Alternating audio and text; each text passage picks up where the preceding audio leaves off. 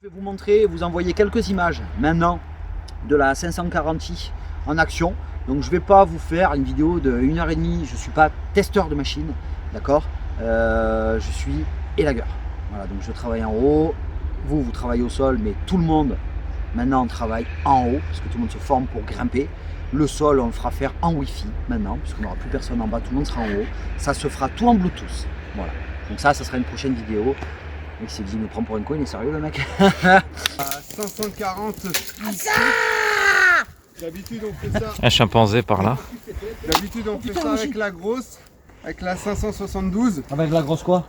Avec la grosse oui, Monceau, avec la 572. Ah non, on n'emmène pas la grosse sur les chantiers. Déconne pas les femmes après. Non, je parlais pas des femmes là, je parlais de ma grosse. Vas-y. Bon allez, Allez.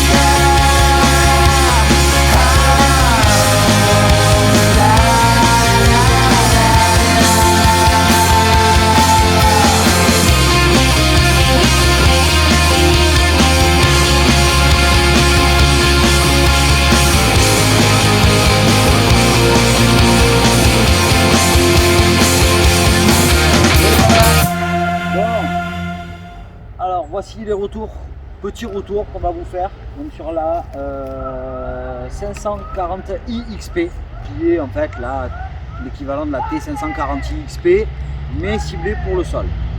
Après 15 jours d'utilisation, le retour que je peux vous faire, qu'on peut tous vous faire d'ailleurs, c'est la maniabilité impressionnante. Alors bon, vous savez pour la plupart que je suis tombé amoureux de la T540i XP puisque je travaille essentiellement avec cette machine là maintenant. La puissance me va très bien, le poids, l'équilibrage, enfin tout est vraiment pointu, travaillé. C'est un produit, voilà, c'est un produit. Je m'attendais pas à avoir ça en électrique. C'est vraiment une surprise, agréable surprise, mais une surprise. Ça c'est sûr et certain. La 540i XP, donc on a maintenant pris en main depuis plus de 15 jours sur des chantiers dignes de ce nom. Elle a travaillé en non-stop. On a pu tous la tester, donc surtout vous, moi un petit peu aussi. Alors quand je dis vous, c'est parce qu'il y a Adrien et il y a Flo derrière la caméra. Voilà. Coucou. Voilà, je parle pas à moi-même ou à personne. Je sais qu'on est 22 dans ma tête, mais là non. Voilà. Donc tout ce qui va différencier donc, ces deux machines, donc celle-ci vous le savez maintenant, c'est mon bébé pour l'arbre. Voilà, je monte qu'avec ça maintenant. Je m'offre le luxe de mettre une batterie pour monter. Ça marche mieux. Ça c'est un conseil que je vous donne. Ça s'allume pas. Voilà. Mais c'est léger. Voilà l'équilibrage. Non, super machine. Donc en fait, ce qui va différencier ces deux monstres, c'est pour ça que j'étais pas trop inquiet quant au résultat de la 540i XP, donc celle-ci, c'est que une seule chose va différencier ces deux machines, c'est la carrosserie. Voilà, tout simplement la poignée pour le sol, la poignée pour le haut. Ce sont sinon les deux mêmes machines. Très sincèrement, ces deux monstres. La maniabilité de celle-là, j'en parle plus parce que je fais ce que je veux avec et je l'ai vraiment en main maintenant. Celle-ci est impressionnante, donc très maniable pour le sol. Vous pouvez vraiment travailler. C'est un jouet, mais par contre un jouet digne de ce nom. C'est un jouet qui mord. Elle tourne super fort. Elle garde même les copeaux. Si jamais un soir vous voulez rentrer pour les toilettes sèches, voilà. Non, franchement super machine. Donc même puissance. On a tout à l'identique entre ces deux machines là. La T540i XP et la 540i XP, ce sont les mêmes, sauf voilà, carrosserie, poignée. Donc là, ciblé sol, mais impressionnante. Je sais pas ce que vous en pensez vous. À tomber par terre. C'est top, hein. Voilà. C'est top. Super machine. Alors, en revanche, un petit aparté sur les guides. Je vous dis par expérience, donc le peu d'expérience que j'ai là-dessus, parce qu'il y a des gens qui l'utilisent depuis un an, moi c'est pas le cas, j'utilise depuis quelques mois. On m'a posé la question à maintes et maintes reprises, puisqu'il y a des élagueurs qui sont allés en acheter. Et ils m'ont dit, qu'est-ce que tu nous conseilles, guide en 35 ou guide en 40? Alors guide en 40, je vais me permettre de le dire, puisque je l'ai testé et je l'ai vite enlevé. J'ai tenu la demi-journée avec. Tout simplement pourquoi? Après je pense que c'est dû aussi à peut-être ma façon de travailler, puisque je l'envoie vraiment dans ses retranchements et je pousse un peu les limites de la machine. Ce qui fait qu'avec le guide en 40, j'ai une mise en sécurité qui se fait beaucoup trop fréquemment. Pour moi, c'est impossible. Elle mord trop, elle prend trop dans le bois avec le guide en 40 et les mises en sécurité sont répétitives et très gênantes pour moi, puisque c'était mon appréhension avant de commencer à travailler avec celle-ci justement. J'ai pu régler le problème avec un guide en 35. Puisque la mise en sécurité avec un bon dosage, avec une bonne prise en main maintenant de la machine, mes mises en sécurité sont quasi nulles. Voilà, franchement, je dois en faire sur une journée moins de 5 mises en sécurité sur des abattages, je parle, hein, donc ce qui est vraiment ridicule puisque la reprise se fait vraiment maintenant directement, c'est-à-dire qu'elle se bloque, hop, je lâche, je réaccélère, ça repart. Donc voilà, c'est vraiment, ça se voit même pas sur les vidéos. D'ailleurs, il y en a, j'ai vu sur quelques images où il y a des mises en sécurité, je suis sûr que pour la plupart, vous n'avez même pas rendu compte. Donc ça, c'est important de préciser que pour moi, ces machines-là doivent être équipées avec des guides en 35 maximum. Les guides en 30, c'est très bien. Alors, guide en 30, vous avez donc mon élagueuse qui est en 35 et celle-ci, on l'a testée en 35 et là, elle est équipée en 30. Franchement, guide en 30, ça la rend nerveuse. La coupe, c'est très franc, c'est rapide. le guide en 30 est de folie. Sachant que de toute façon, ce ne sont pas des machines pour couper du diamètre du 30, 40, 50, 60. Là, on est sur du diamètre en 20. C'est débité au sol, d'accord. Bien qu'on ait fait quelques petits abattages avec, je dois l'admettre, ça fait très bien aussi l'affaire, mais c'est pas fait pour, voilà. Mais moi franchement, guide en 30, guide en 35, grand maximum.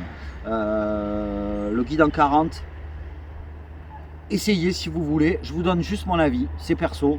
Le guide en 40, c'est trop, voilà. C'est pas fait pour, il y a trop de mise en sécurité, donc c'est dommage. Après, à vous d'essayer, si comme ça vous pouvez vous faire votre propre opinion.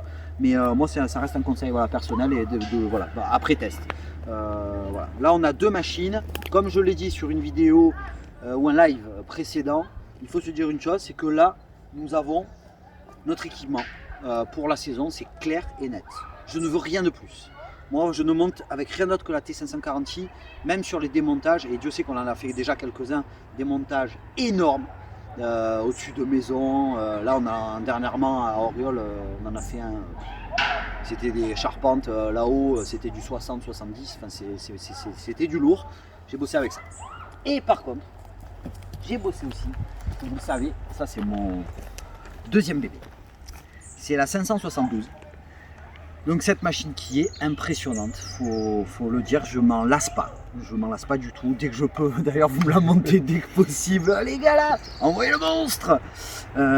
C'est une tuerie, c'est une tuerie et je me retrouve un peu, désolé de parler de ça, je devrais pas, mais la 200 qui était très coupleuse, très nerveuse, on sentait bien, ben, je retrouve les mêmes sensations mais avec plus de puissance et maniabilité de malade. Pour le travail en hauteur je parle, parce que après je suis pas bûcheron, d'accord. Là je pense qu'il y a des personnes qui sauront vous guider, vous parler de cette machine pour le sol bien mieux que moi. Moi je me permets, voilà, de vous faire une petite aparté pour la 572 en haut. Voilà, en haut c'est une tuerie. D'ailleurs j'ai fait des démons là avant-hier pardon, avant-hier j'ai fait des montages, j'ai fait tomber des fûts, les billots, je sais pas de combien, 2 mètres, 3 mètres en 60 de diamètre, des belles bêtes quoi. Putain mais ça passe tout seul, camembert, coupe, c'est franc, c'est propre, ça s'arrête pas. Elle fait son poids mais avec l'habitude franchement j'arrive à faire ce que je veux avec. C'est impressionnant. Alors je voulais préciser aussi une chose que je n'ai trouvé sur aucune autre machine, entre autres chez Stihl. C'est que là, alors c'est pas des critiques, attention, ne venez pas les pro Stihl, ouais tu casses du style, ça y est, t'es chez Husqvarna, tu craches dans la soupe. Non, je vous emmerde déjà, de deux, je vous emmerde, non pardon, ouais si je vous emmerde vraiment fortement. Mais non, franchement, je dis juste, j'ai été surpris sur une coupe, j'en ai parlé d'ailleurs à Husqvarna, à Julien, j'ai pris cette machine et je me suis retrouvé donc effectivement à couper et à vouloir rentrer la lame, d'accord. Et en fait la lame ne s'arrêtait pas. Et en fait si vous voulez, vous savez les coupes camembert, donc j'avais fait la coupe, donc le camembert, et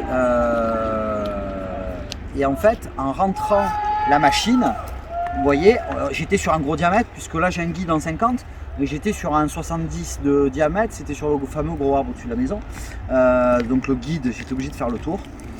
Et léger détail, et je m'en suis rendu compte à ce moment-là, regardez Husqvarna, c'est là qu'on voit l'expérience du bûcheron. Là je pense qu'effectivement c'est clair, c'est net. Regardez la tronçonneuse et regardez le plat qu'on a. Ce qui veut dire qu'en rentrant la lame, vous voyez ici on a ce fameux plat avec la poignée qui est quasiment pas à l'extérieur. Ce qui veut dire que la tronçonneuse rentre toute seule et n'est pas bloquée. Sur les Stihl, on a cette fameuse poignée qui prend 3 à 4 cm de plus sur la largeur, ce qui veut dire que vous bloquez. Là, avec le plat, la machine elle rentre facilement. Donc quand je fais tomber, quand on fait des abattages, j'étais scotché en fait, j'ai découvert ça en haut, j'ai jamais prêté attention. Et voilà le plat. C'est le détail qui fait beaucoup pour moi, surtout en haut. J'ai regardé la machine, je me suis dit il y a un truc, tu vois. J'ai arrêté la machine, j'ai regardé et j'ai fait putain, regarde ça. Et regarde, on voit bien le plat, le détail qui fait tout. Et franchement, ça, waouh. franchement voilà, au sol vous vous régalez aussi avec, parce que vous avez quand même bien débité avec. Donc au sol elle fait le taf, mais bon, comme je vous ai dit, ça c'est pas une surprise, je pense que c'est pas moi qui vais vous l'apprendre.